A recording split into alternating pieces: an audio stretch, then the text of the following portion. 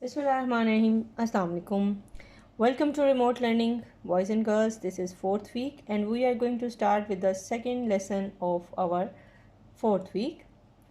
This is grade 6 social studies. We have started our history section, and there is chapter number 17, leading the freedom movement.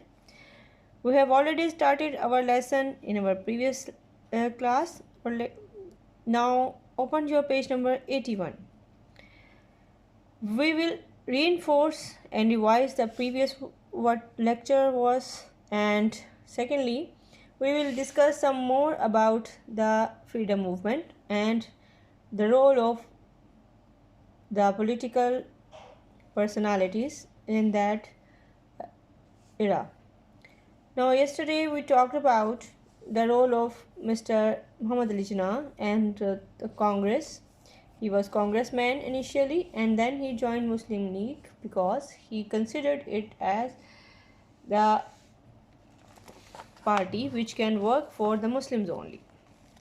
Along with the other nations like the Sikhs and Hindus even, the Muslim League tried to provide the political platform to the people who were trying to bring the freedom for their own people within the region of subcontinent.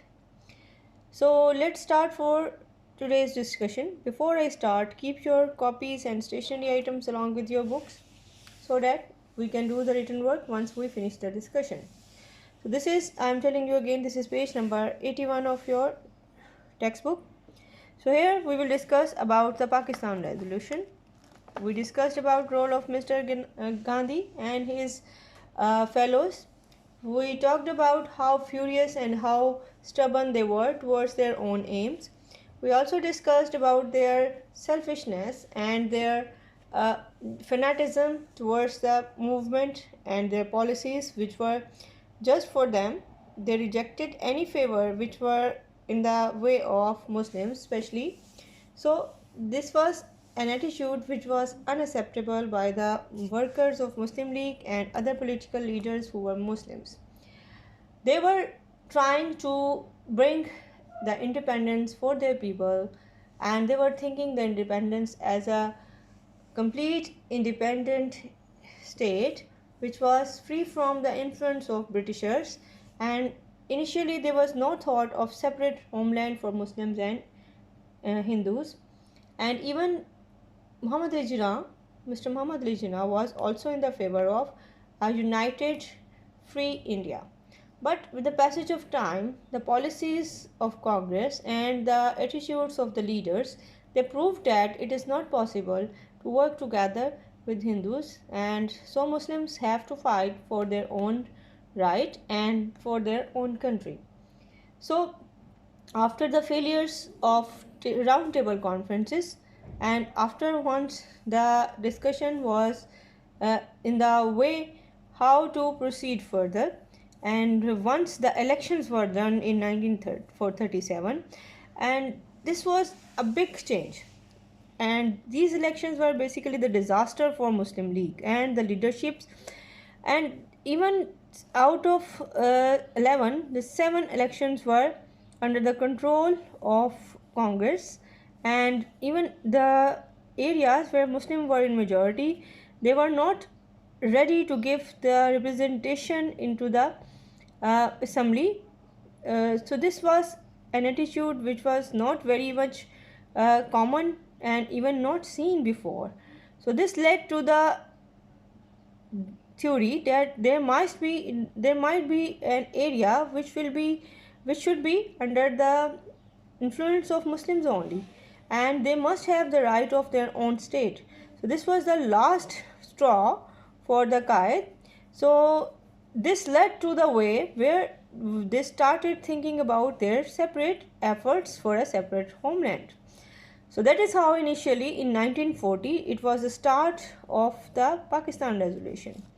So this resolution is the famous one in the sense that it pointed the way towards the independence of Pakistan, and it was passed on 23rd of March 1940 in Minto Park, Lahore. And this park is now known as the place where the Pakistan resolution was passed. Initially, this was a phase which was a struggling phase. A.K. Fazle Haq, who was a Muslim League leader at that time, he presented this resolution, and after that, they started thinking of their own independent states. The Second World War was fought from 1939 till 45, and now the Britishers and their allies, they were defeated. They defeated their enemies, and the British government was now concentrated towards their own problems now.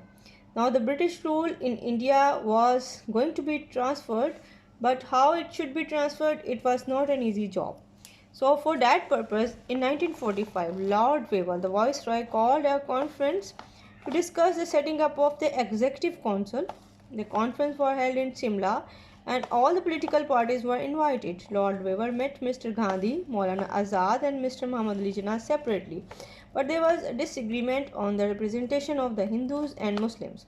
So Mr. Jinnah rejected the proposals, and then the conference ended without any success.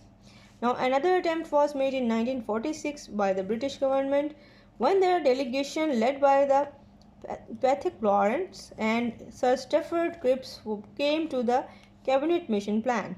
However, their proposals were also rejected by Mr. Muhammad Ali Jinnah and by the Congress leaders.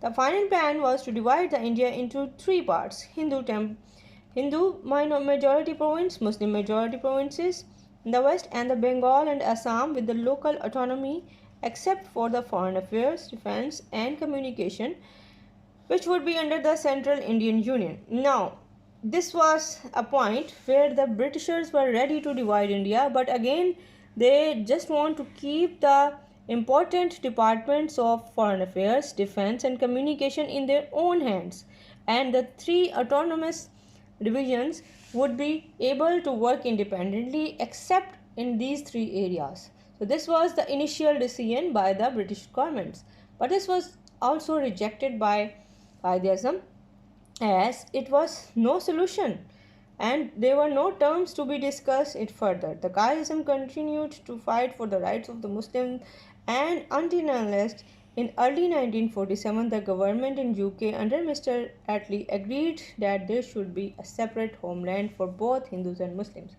So boys and girls, this is all for today's discussion. Let's start with our homework for today, which is related with our today's discussion.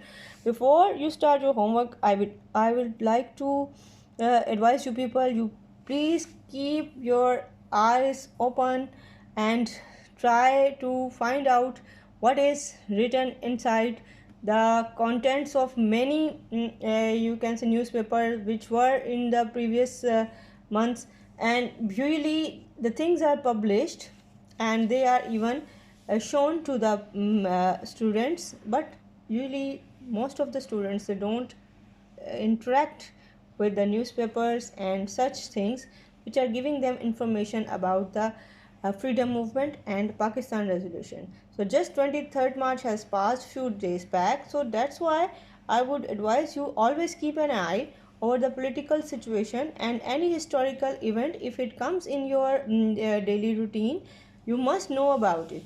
You must read and go through the newspapers, and then you can get the better knowledge about what happened and how it happened. So let's start with the homework for today. So our homework for today is a question: what was importance of the Lahore resolution? The answer is the Lahore resolution was important as it gave the idea of separate homeland for Muslims, and secondly, it stated that a Muslim could get the independence in the form of a separate homeland only. So that was all for today, boys and girls. See you soon, inshallah. Thank you very much. Do your work and submit it timely in the Google Classroom. Allah Hafiz.